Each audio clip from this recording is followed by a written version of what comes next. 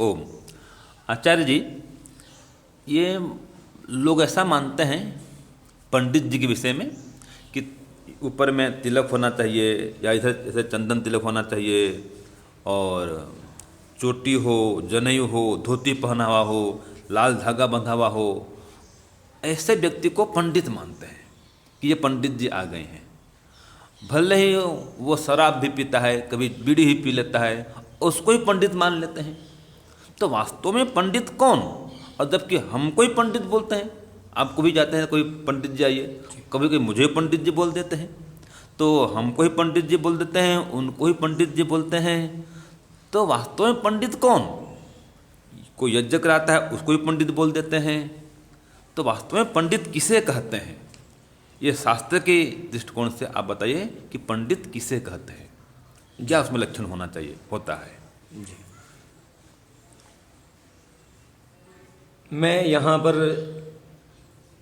स्वामी दयानंद जी के मत अनुसार बताना चाहूँगा। स्वामी दयानंद सरस्वती जी की एक छोटी सी पुस्तक है, आर्योदेश्य रत्नमाला। ठीक। उसमें 71 नंबर का रत्न है, जो पंडित की ही परिभाषा उसमें कही गई है।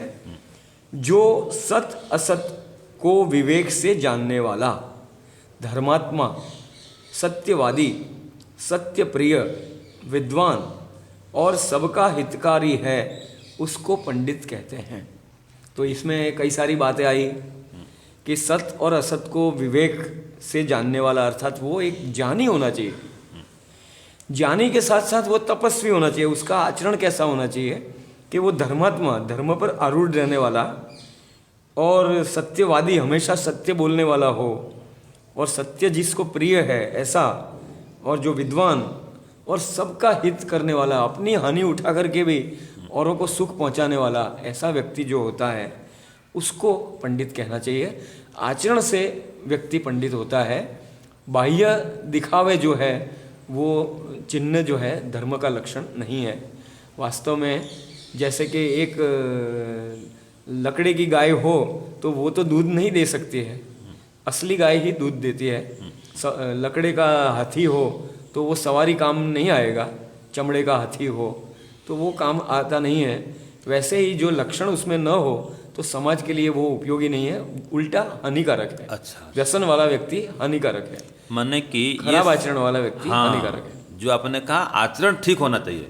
भले ही वो चोटी दिखती हो चाहे ना दिखती हो, ये जनेऊ हो चाहे न हो, ये लाल धागा बंधा हो चाहे ना बंधा हो, आचरण बढ़िया होना चाहिए। तो ये पंडित जी का लक्षण है। लेकिन वो जो पंडित जी उनका ड्रेस तो है, वो पोशाक तो है, शास्त्र में विधान तक किया है कि चोटी होना चाहिए, यज्ञोपवीत होना चाहिए, और ये धोतिया वाला जो ड्रेस है वास्तव में पंडित जी का ड्रेस है। लेकिन ड्रेस को पहन करके अगर कोई अनाचार करे तो वो पंडित जी कोटि में नहीं आएगा। ठीक है ना? अच्छा, और भी कोई इसमें प्रमाण है तो दीजिए। हाँ, हमने जो महर्षि दयानंद जी की एक दूसरी पुस्तक व्यवहार भानु है, उसमें भी इसका प्रमाण मिलता है कि पंडित किसको कहते हैं। उन्होंने पूरा प्रकरण लिखा है, कई श्लोकों को उन्होंने उद्धृत किया है। जैसा कि एक श्लोक में कहा गया है, श्लोक तो मैं नहीं पढ़ूंगा, कि उसका अर्थ बताने का करता हूँ। जिसको परमात्मा और जीवात्मा का यथार्थ ज्ञान हो, ठीक, जो आलस्य को छोड़कर सदा उद्योगी रहने वाला, सुख दुख आदि को सहन करने वाला, ठीक है, धर्म का नित्य सेवन करने वाला, हाँ जी, और जिसको कोई पदार्थ धर्म से छुड़ाकर अधर्म की ओर न खींच सके, वह पंडित कहलाता है। बहुत बढ़िया। यानी कि वो अपने मार्ग पर दृढ़ रहता है, हाँ जी। और सहन करने वाला तपस्वी है। ठीक। तो ज्ञानी और तपस्वी, ये कुल मिलाकर सारांश तो यही निकलेगा कि जो ज्ञानी है और जो तपस्वी, आचरण धर्म पर रहने वाला, हमेशा धर्म पर रहने वाला, और दुनिया की बड़ी से बड़ी लालच, करोड़ों अरबों रुपए की लालच भी उसको धर्म मार्ग से च्युत नहीं कर सकती है। अथवा तो क्रोध से, यानी कि वो किसी के दंड से, यानी कि क्रोध से, या कोई उसको दुखी करना, भय से, हाँ, भय से अथवा लालच से वो अपने धर्म मार्ग से डिगता नहीं है। हाँ, डिगे नहीं। धर्म को छोड़े नहीं, धर्म को छोड़े नहीं, अडिग बना रहे, अडिग बना रहे, वो पंडित, उसको पंडित कहते हैं।